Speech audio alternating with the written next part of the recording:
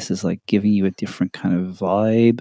It felt very like the only other game that I think I could kind of like compare it to from that like first impression was there's this game called Another World. Okay. Which actually came out on the PC. Interesting. Like way back in like 92, 93. But it was really seminal for its time because it used a lot of like motion capture to animate people.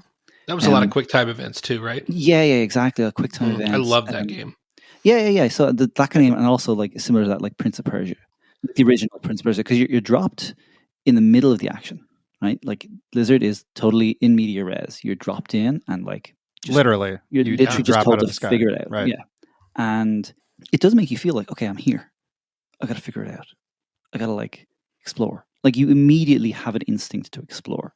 That is like very difficult to give somebody as an instruction, let alone to make them feel like they want to do it. So the fact that they accomplish that before you've even really started touching the controller is a really great achievement. Like it's great that that's like an impetus that you're given.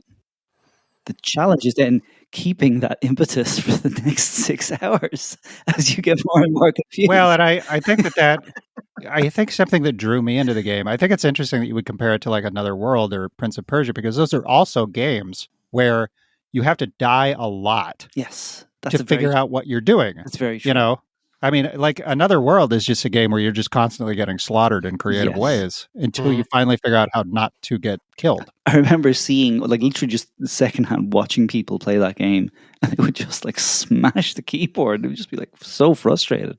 Because the other thing about Another World and Prince of Persia that they do quite well, that I actually think Blizzard does not do, is they make you feel very connected to the main player, to the main character.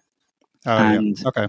I will say that, like, while Lizard, like, it's great at stimulating that feeling of curiosity, I felt zero connection to whatever this lizard was throughout the game. Well, it's literally just a randomly generated avatar, right? Basically, right. But it's like, I think that it was obviously a conscious choice by the developer, and I'm not going to like question why he did it, but it left me feeling really dry and like separate from the action from this world, because I never really felt connected to all of that exploration. Yeah, because like even like the skin tone, the hair color, everything is just randomly generated every time you pick up the game. Right.